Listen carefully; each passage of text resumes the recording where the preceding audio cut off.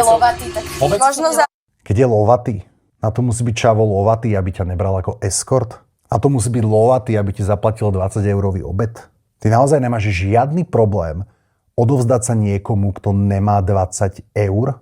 Ty nemáš žiadnu sebaúctu. Lenže keby všetky vy ste trvali na tom, že zober ma najprv na večeru niekoľkokrát, kúp mi kvety jedno s druhým, tak tí chalani by museli takí byť. Tí chalani chcú hej? A oni sa snažia dostať z bodu A do bodu B, čo je sex, bod B, bod S, čo najrýchlejšou cestou, aká je možná. A keby vy ste im tú cestu sťažili, tak oni by nemali na výber iba ísť tou sťaženou cestou. Oni neprestanú chcieť. Chápeš?